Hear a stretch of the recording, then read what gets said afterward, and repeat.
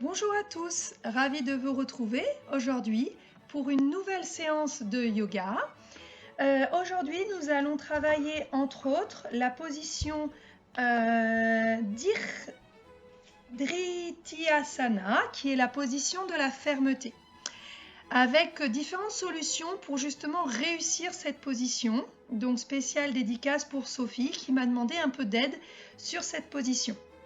Donc vous allez commencer la séance soit allongé sur le sol, soit debout, par vous concentrer sur la respiration, sur votre respiration, avec par exemple, comme je le fais, une main sur la poitrine et une main sur le ventre.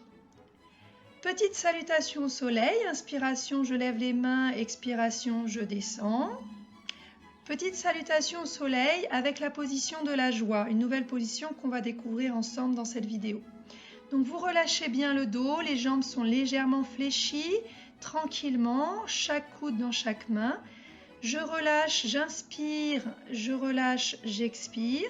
Ensuite, je vais venir par un petit saut me mettre en planche. Vous pouvez le faire une jambe après l'autre, puis planche latérale. Je vous propose de soulever la jambe qui est du côté de la main en l'air, mais vous pouvez faire une planche latérale sur vos deux pieds. On revient dans la position de planche normale et on fait l'autre côté, planche latérale côté gauche, et donc on lève la jambe droite et le bras droit. On essaye de bien aligner bras droit, bras gauche. Ensuite, on va faire une petite position de chien tête en bas qu'on connaît bien maintenant. On va bien se déplacer sur les pieds, pointe de pied vers le ciel si vous voulez, pointe de pied si vous pouvez pour bien ouvrir bras tronc. Puis on va revenir dans la position de planche et descendre en avançant bien la poitrine et en mettant les coudes le long du corps. Soit vous passez en sphinx comme je le fais, soit vous passez en cobra si vous avez bien le dos échauffé. Et vous allez relâcher la tête en arrière et bien respirer dans la position du cobra.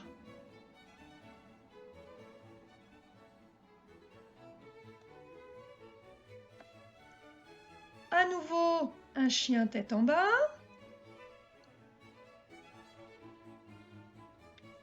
On va lever jambe gauche et ramener le talon gauche sur la fesse, puis le pied gauche à côté des deux mains. Et cette fois-ci, on va faire le triangle avec la jambe avant fléchie, donc la jambe gauche. On va bien aligner bras droit, bras gauche. Si vous voulez, vous pouvez non pas poser votre main à côté de votre pied, mais sur votre pied ou sur votre cheville, voire même sur votre tibia si vous le voulez. Ensuite, on va venir plier les deux bras dans la position du lézard. Relevez la jambe gauche vers le ciel. Retoucher talon gauche, fesse gauche si on peut, et venir passer votre genou gauche sous votre poitrine pour vous ouvrir dans la position de la joie. Donc là, vous êtes en appui sur votre bras gauche et votre pied droit. Ensuite, vous allez venir dans la position de l'enfant, récupérer, vous recentrer sur vous-même, sur votre respiration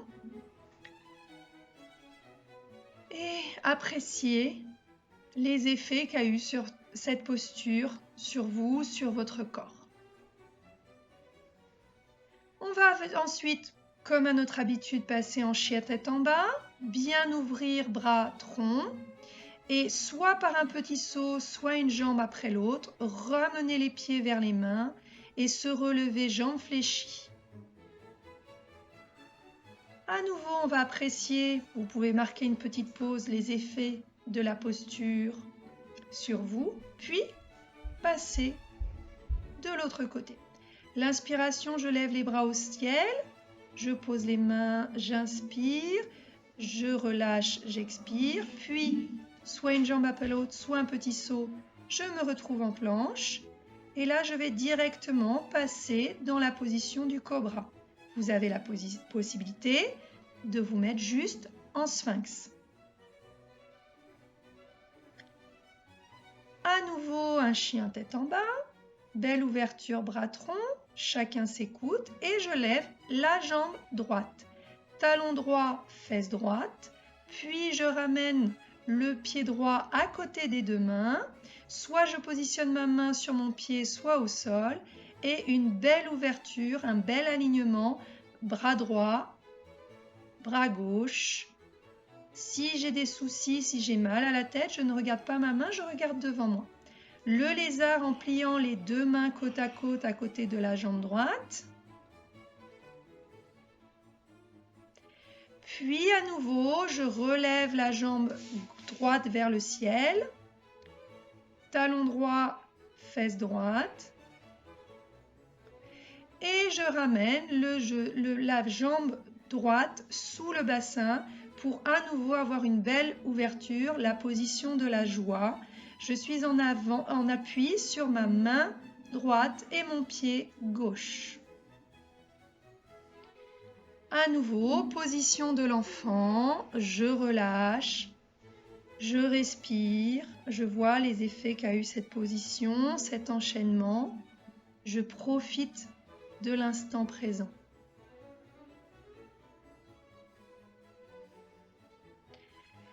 Ensuite, on va passer dans la position du chat et de la vache. Donc, on est à quatre pattes, les chevilles, les genoux sont bien à la verticale du bassin, les poignets à la verticale des épaules. J'inspire dans la position de la vache et j'expire en essayant de coller ma colonne vertébrale au plafond dans la position du chat. 3 respirations comme cela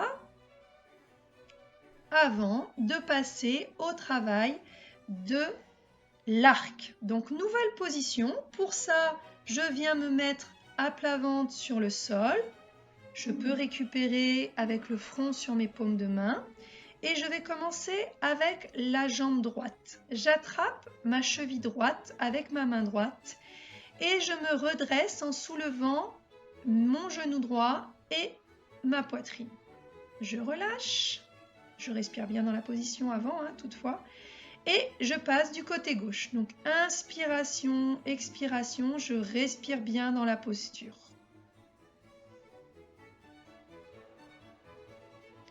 Puis, je vais faire de même avec les deux pieds dans les deux mains. Donc, je soulève mes genoux et ma poitrine. Je suis en appui sur mon bassin, légèrement sur le ventre, et je respire bien, tranquillement, dans la posture.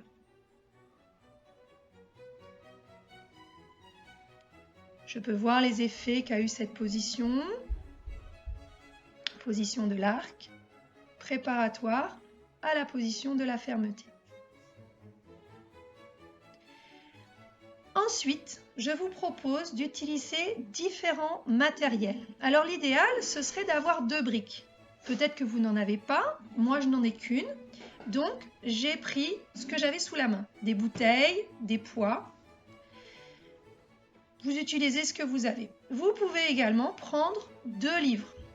Donc là, j'ai pris 2 Franck Tilliez, j'ai pris Sarko et Pandémia, je crois, d'actualité malheureusement. Et on y va. Donc on va commencer par ce qu'il y a de plus haut et de plus grand, c'est-à-dire les bouteilles. Et on va venir se positionner dans la position de la fermeté, la position du chameau, le Dhrityasana, en prenant appui sur les bouteilles. Donc je mets mes 2 bouteilles à côté de mes malléoles, à côté de mes chevilles, et je viens dans la position. Faites bien attention, quel que soit le matériel que vous utilisez, à avoir bien le bassin dans l'alignement de vos genoux.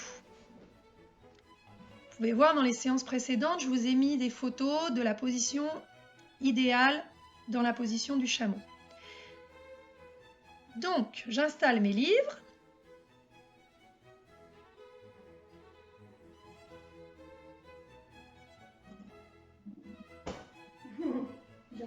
C'est aussi une question d'équilibre pour nos livres, donc je prends le temps. Comme je prends le temps pour les figures, je prends le temps pour installer mon matériel. Et je viens donc m'appuyer sur les livres, donc légèrement plus haut que mes chevilles, ce qui me permet de travailler, de relâcher, si je n'ai pas de soucis au niveau des cervicales, de relâcher ma tête, et donc le poids de ma tête va m'aider à travailler la posture. Et si vous travaillez régulièrement cette posture, vous allez voir que progressivement, vous arriverez à la position finale, la position du chameau, Dhriti Asana, voilà, en ayant les mains sur vos pieds. La prochaine étape pour moi sera d'avoir les mains sur mes chevilles.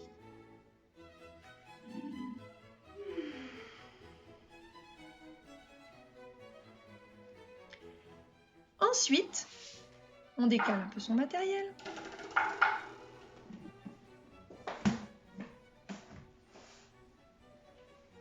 Et on va venir s'allonger, toujours veiller à protéger son dos avec ses abdominaux. On s'allonge tout le dos en contact avec le sol. On va faire un câlin à ses genoux et on va venir un petit peu se faire un automassage du dos tranquillement. Et on va venir travailler, faire le bébé heureux. Donc on commence par la jambe droite, on colle son genou et on essaye de poser, d'amener le genou droit vers le sol. On essaye d'aller poser son genou un peu sous son aisselle. On fait de même avec le côté gauche pour pouvoir ensuite faire le bébé heureux. Vous savez que c'est une de mes positions favorites. Le bébé heureux, ça fait du bien au dos, c'est une position où on ouvre les hanches, donc c'est très agréable pour évacuer tout le stress. Ensuite, on va venir dans la pince. Donc vous savez que vous pouvez mettre sous vos genoux un bloc, un coussin, une couverture, que vous pouvez garder vos genoux pliés si vous le souhaitez pour venir dans la position de la pince. Donc à l'inspiration, vous levez les bras et vous descendez tranquillement à l'expiration. Chaque inspiration, vous mettez un petit temps de pause et vous allez chercher plus loin dans l'expiration. Donc la pince, Paschimottanasana, tranquillement, on va essayer de relâcher et de venir mettre son front, si possible, entre ses genoux. C'est toujours une optique, d'accord? Il n'y a pas d'obligation, on est à l'écoute de soi, à l'écoute de son corps et on se relâche bien. Dernière position, la guirlande. Donc la guirlande, vous allez écarter vos pieds à peu près de la largeur de votre main, bien avoir la totalité des deux pieds en contact avec le sol, les talons sont au sol, les plantes de pied sont au sol et vous allez venir vous accroupir et garder la position. Respirez dans la position, petite position de méditation, tranquillement, on profite de la posture, on respire, position de la guirlande.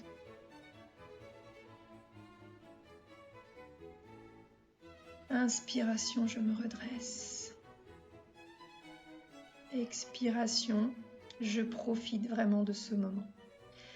Vous avez la possibilité d'enchaîner par un peu de relaxation. Moi, je vous retrouve dès demain avec une séance de gainage et d'abdominaux un peu spécialement orientée par les rugbyman, mais tout le monde a accès à toutes ces vidéos en étant à l'écoute de son corps. Namasté.